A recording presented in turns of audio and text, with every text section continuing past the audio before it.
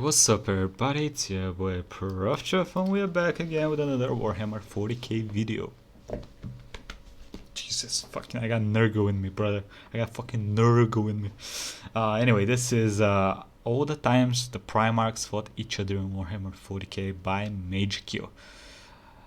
Yes, this sounds interesting as fuck, so let's check it out. Guys and gal, there aren't many opponents tougher than a Primarch. The Swarm Lord gets beaten by normal Space Marines all the time, and the Avatar of Cain trips over and impales itself on its own sword daily, so the only main threat they face from a single opponent would be each other, or their daddy. Unsurprisingly, these Primarch fights have happened many times, some with multiple rounds. Some of these were light-hearted and others ended in death. Either way, they're all a joy to behold. Before we get started, there's a cool new project I'm helping a talented team of artists and modders create. Basically, a Warhammer 40k mod for the game Squad. The idea is to convert it entirely to 40k, adding in Space Marines and other goodies. But Major Kill, Chapter Master Valrak is already working with a team of people to create a 40k squad mod. Shut your stupid naive mouth, Timmy, before I get a team of people to work on destroying your rectal cavity. Valrak's mod is designed around guardsmen vs cultists. The one the new team is working on has a bit more of an ambitious scope and will be centered around Space Marines. And who knows, maybe down the track we'll combine our efforts to make a super mod. If you're interested in keeping up to date with this project, then join the Discord and have a look at the Modders Den, or if you want to get involved as a sound editor, modeler, coder or 3D animation artist, then message me on Discord and maybe you can be a part of something big. Today we'll go over each of the duels or fights a Primarch has had with another Primarch, starting us off with the first Primarch of the First Legion and going all the way up to the 20th Primarch, or 19th if we want to get technical. Some fights that I'll talk about are soon to happen, such as Khan vs Mortarion Round 2 or Sanguinius vs Angron, and they will be mentioned in this and what I think will happen, but take that with a grain of salt because I don't know for sure. Let's get into it. Starting us off with the first Primarch and one of my favourites, Lionel Johnson.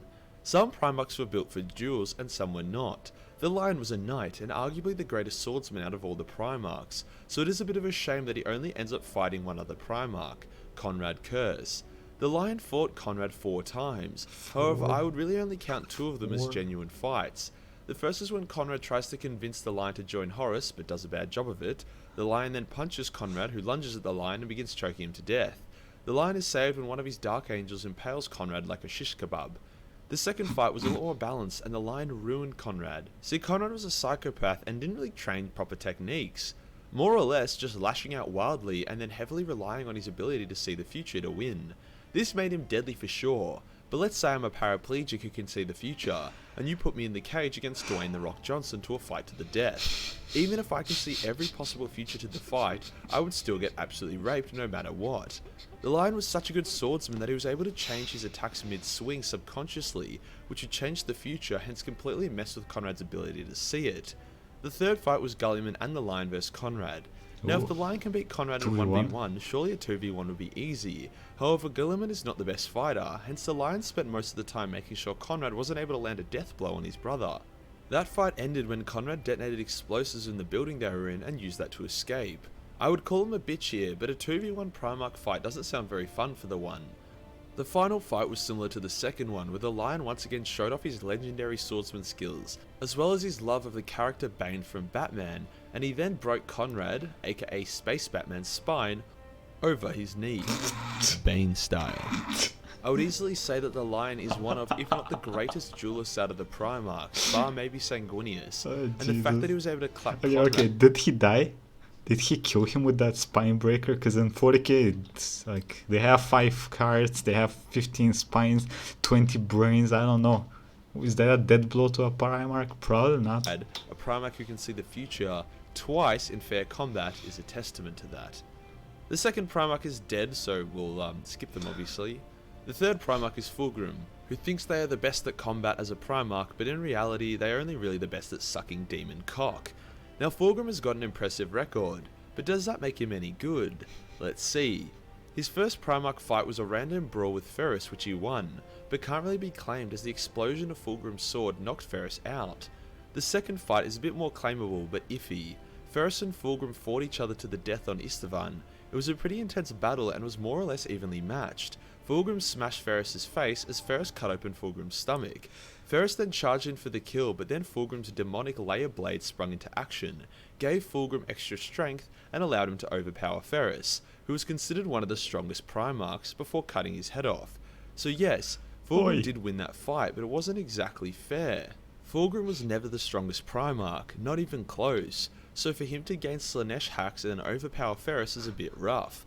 Fulgrim would then go on to fight Perturabo in his attempt to ascend to demonhood, and he allowed Perty to kill him in that fight, as that was a part of the process. Not sure how Fulgrim knew that would happen though. I doubt there's a book out there titled How to Ascend to Become a Slaaneshi Demon Prince. Bit of a gamble if you ask me. In demon form, Fulgrim was even more of a cocky cunt. However, Lorgar is a massive nerd when it comes to demons, hence he was able to bind Fulgrim using his true name. Not a conventional duel, but still a reasonable ass-kicking. The greatest of Fulgrim's fights, which just shows how empty he really is the fight he has with Dorn in a more recent novel. Fulgrim chooses to hold his non-demon form as the two fight, and despite all of his boasting and power, Dorn rattles Fulgrim and kicks his shit in, as old mate Dorn is a master swordsman. Fulgrim ends up retreating and sending in a small army of Emperor's children at Dorn, which Dorn easily slaughters. Fulgrim's final fight that we know of is against Guilliman. Now Guilliman is good at maths, but he's not very good at fighting a giant serpentine snake cunt with 4 arms. It's the big G cops a poisonous sword to the neck, and maybe a finger in his bum. I don't know, I haven't fought Fulgrim before, but with 4 arms it seems like something he would do. From the 4th Legion we have Perty. As we have established, he had the random fight with Fulgrim that they kind of both won. However, his big one was against Angron, who was a very cranky at this point. Okay. Makes sense, you know, he got turned into a demon prince of Khorne, and no longer had much interest in following Horus's orders. Hence, Perty was sent to reel him in. Now, Angron was a big scary demon, but he was also a dumb cunt, and Perty had laid out a very thought out plan on the best way to kick his ass. And the best way turned out to be to deny the ass kicking. Perty and his Iron Warriors landed on Angron's planet, and they engaged Angron and his World Eaters.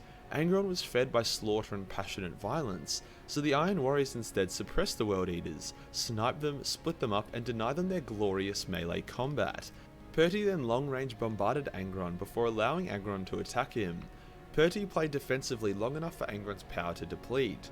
Angron was like a raging fire, and melee combat and slaughter was his wood. Perty and his Iron Warriors denied Angron his wood. Big brain. That sounds kinda sexual, but you know what I mean. Hence, under a barrage of gunfire, Angron burnt himself out. In saying that though, Angron was a beast and beat the shit out of Perty before he burnt himself out. However, Perty knew that he could tank and what he couldn't. Fighting Angron was more like solving a complicated maths equation to him than anything else. Perty would also go on to fight Mortarion much later when in the Eye of Terror. Initially, Perty gained the upper hand, however after 7 hours of dueling, Morty's plagues and contagions began to take their toll on the Iron Warriors, hence Perty was forced to retreat. Next up in the 5th Legion we have the Khan.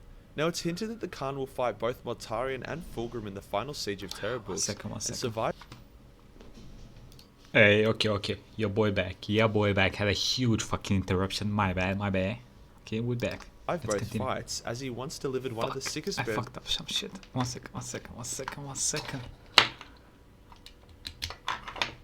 Okay, everything should be fine now. This video is a fucking mess. In all of Warhammer to Fulgrim, and he already fought Mortarion to a draw, and they need that slick round. So we're talking about the Khan. Now it's hinted that the Khan will fight both Mortarion and Fulgrim in the final siege of Terrabooks, and survive both fights, as he once delivered one of the sickest burns in all of Warhammer to Fulgrim, and he already fought Mortarion to a draw, and they need that slick round too. His fight with Mortarion was when Morty came to the Khan and told him to join Horus. The Khan refused, and the two fought. The Khan landed more hits on Morty, but Morty was way tankier than the Khan. On top of that, Morty had started to embrace his psychic powers and chaos, hence he had some small buffs, as well as an aura which tired the Khan out. Eventually Morty retreated when he realized that the White Scars would not turn to Horus, and left the result of the fight undecided. I really hope the Khan kicks the living shit out of Fulgrim though. Next up, we have Leman Russ of the 6th Legion, who, despite being called the Emperor's Executioner and the supposed go-to Primarch when you want to kill another Primarch, he has a pretty shit track record of getting the job done. In fairness, his first fight against a Primarch was more in good fun. When the Lion stole one of Leman's kills, the two brothers had a fist fight that lasted days. Eventually, Leman realized how stupid the fight had been and started laughing. The lion, being super autistic, thought he was laughing at him, so he knocked Leman out cold with a fat hook. After that friendly little scuffle, Russ would be sent to bring Angron to heal, due to Angron and his World Eater's habits have been overly violent and destructive on the Great Crusade. Sending the Space Wolves to peacefully bring the World Eaters back to Terra is like sending a child over to Jeffrey Epstein to tell him not to kill himself. It's just going to backfire spectacularly. Hence, the Wolves and the World Eaters engage in the first known occasion of Space Marine vs Space Marine battles to the death. Angron and Russ fought, and the winner of their fight is a matter of perception. Angron knocks Leman to the ground, however had been baited into a Space Wolf kill line. With a single order, Angron would have been filled to the brim with bolter shots. Leman wanted to teach Angron a lesson, but instead Angron was too insane to see it, and was happy to let Leman kill him. Leman chose not to kill his brother and instead ordered a retreat. It was also insinuated that Leman was holding it back against Angron, so while Angron technically won the straight up duel, if Leman wanted him dead, he would be dead. The Wolf Daddy would go on to fight Magnus at Prospero and actually scored a solid win against Magnus in the form of the classic spine snap. Bane style. Proving that just because you're a wizard doesn't mean you can't get your ass kicked. Yeah, wizard hair. Russ would also fight Alfarius briefly, however no winner would be determined as Alfarius retreated when the Dark Angels arrived. Russ's final fight before he ran off and has either become a werewolf or Odin or both was against Horus himself. Now you would think that Russ, the guy that lost to Angron, would get destroyed against the chaos-empowered Horus, but no. Using the spear the Big E gave him, Russ actually had Horus at his mercy after wounding him, but could not bring himself to kill his brother, giving Horus the opening to kick his ass. Leman could have killed 3 traitor Primarchs on separate occasions, but his own bitchiness let them live. Like imagine if he took out Horus and Angron and didn't attack Magnus. You would have Loyalist Magnus, a dead War Master, and a dead Berserker. GG, easy. It's also insinuated that Leman was the one who killed the missing Primarchs, however it's not been confirmed so we can't really give it to him. Legion 7 gives us Rogal Dorn. Now you wouldn't expect Rogal to be that great of a duelist, it just doesn't really seem to fit his vibe, but you would be sorely mistaken. Rogal Dorn is an absolute beast in melee combat, and has racked up an impressive record. His first fight, which was more of an ambush than a fight, was against Conrad Curze. Curze had a seizure and attacked Rogal unaware when Rogal was telling him off. The result was a nearly dead Rogal, however I wouldn't look into this one too much. Counting that as a win for Curze would be like saying I could beat Conor McGregor in a fight if I was allowed to start it off by hitting him in the back of the head with a baseball bat. After that, Rogal would go on to not only fight, but kill Alfarius in a 1v1. This fight really showed off Rogal's style. No gloating or monologuing, just a straight up kill. Rogal allowed Alfarius to stab him with his spear. He then locked the spear in his body and proceeded to violently kill Alfarius in a Mortal Kombat style finishing move. It was pretty glorious. Rogal grabbed his spear, cut off his hands, cut open his chest with a chainsword, impaled him with his own spear, then minced his brain with the aforementioned chainsword. In a recently released Horus Heresy novel, Rogal fought Fulgrim as I detailed above, and once again showed his highly disciplined style and how it counters more flamboyant fighters such as Fulgrim and Alfarius. Legion 8 gives us the madman himself, Conrad Curze. Conrad has had a lot of Primarch fights, starting off with Vulcan. When Vulcan was nuked and killed on Istvan, it was revealed he couldn't actually die due to him being a perpetual.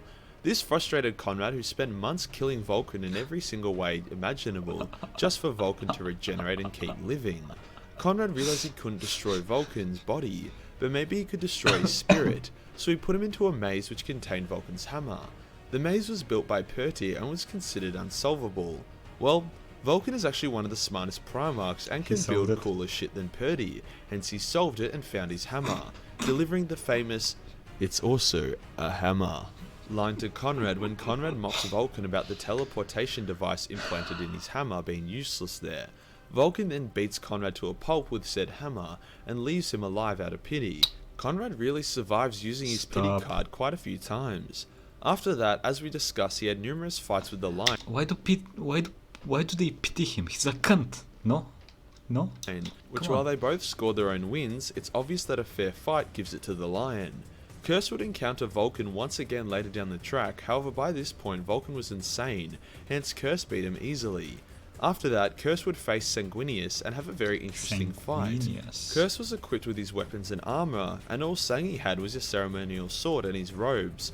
Both fighters saw multiple futures where either one of them could die, so after a brief fight, they went their separate ways. This brings us to the 9th Legion, Sanguinius. As detailed before, he had his fight with Conrad and strongly suggested we'll soon see him fight Angron during the Siege of Terra. I personally can't wait for that fight, and it might suggest why Horus was able to beat Sanguinius, i.e. saying he'd just blown his load banishing Angron. And then obviously we have Sanguinius' ill-fated fight with Horus, where our glorious Hawkboy was struck down by the powers of an evil bold man. The traitor Primarchs are lucky Sangi only fought a few of them, otherwise they would have been screwed. The 10th Legion is Ferris, and he only ever fought Fulgrim. We know how that went.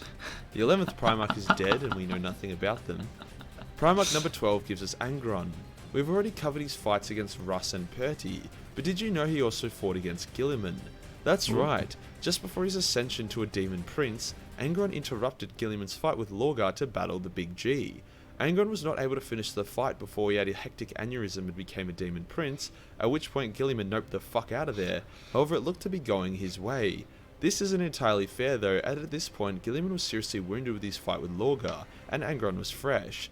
In saying that though, you would expect Angron to beat Guilliman any day either way. True. Bringing us to the 13th Legion, Guilliman. Despite being a statesman, a conqueror, and a massive nerd, G-Man has racked up an incredible amount of duels which he probably shouldn't be getting into as his strength was always commanding from the back lines. We know of his fight against Curze with the Lion, as well as his fights against Angron and Fulgrim, however he also fought Lorgar. Now Lorgar is the bitchiest bitch when it comes to fights. Like, he is the avatar of Cain of Primarch battles, so it's no surprise he wasn't able to beat Guilliman. The fight was a draw as Angron interrupted, however both Primarchs landed massive hits, so it really depends what you consider to be the biggest shot.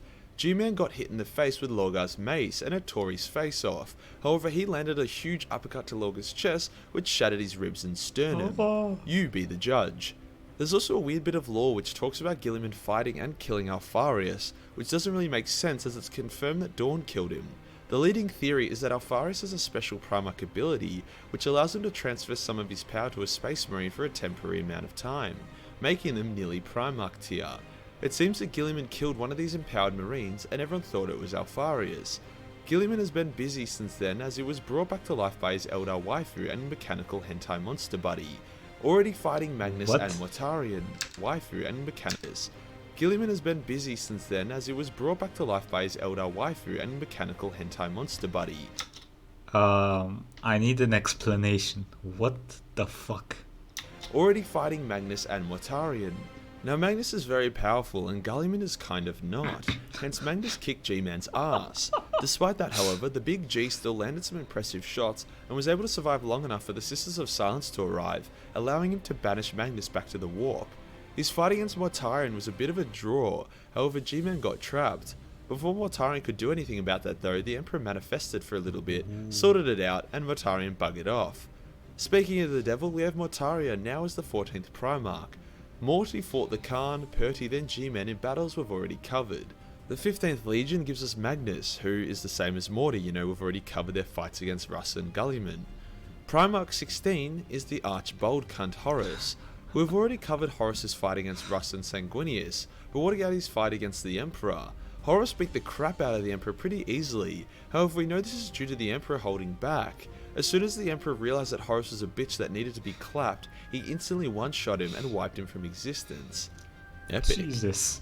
Primarch number 17 is everyone's least favourite pedophile, Lorgar. We've already covered this fight with G-Man and a little scuffle with Fulgrim. However, one of my favourite Primarch fights was the one he had against Corvus Corax.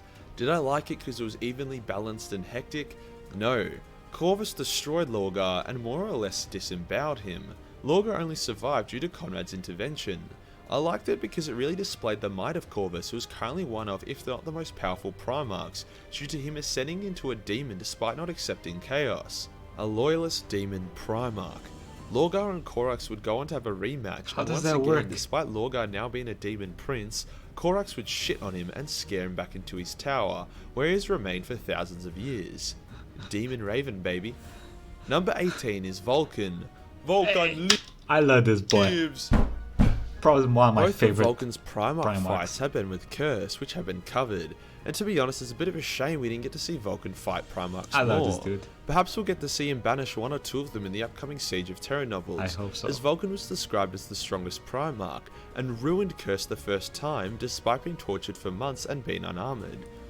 Primarch 19 is Corvus Corax. Both of his fights against Lorgar ended in an easy victory as we discussed, and when he returned in his full Shadow Demon glory, I expect him to add a few more names to that list. Or, he can just keep killing Lorgar, I don't mind, that sounds good to me. And finally, Primarch number 20, Alfarius. As this is the last Primarch, obviously we have covered all of their battles already. It is unknown if his fight with Russ was Alfarius or Angron, however it doesn't really matter. Alfarius was always the more traitorous of the two Alpha Legion Primarchs, so it makes sense that Angron would have no interest in fighting the others. Primarch fights are always a joy to read about and contain some of the sickest burns in Warhammer. I for one am a huge fan of G-Man's return, and the fact that it's brought Primarch punch-ons back to the setting. And that does us for today guys, all the known Primarch fights that occurred. If I missed any then let me know in the comments below. I can't wait for the final Horus Heresy books to see the last couple fights that will happen. If you enjoyed the video, I got those fucking books now and I started reading that shit. It's fucking fun. I mean, I've gotten like 2 pages in, but still, that's a start. Okay, that's a start. Anyway, yeah, this was awesome. Tomorrow we're probably gonna do the Grey Knights Part 2. And what was I gonna do? I had something else planned for Warhammer tomorrow, but I guess we'll see. It'll be a surprise. Anyway, like, comment, subscribe, and I'll see you next time, everybody. Have a nice fucking day.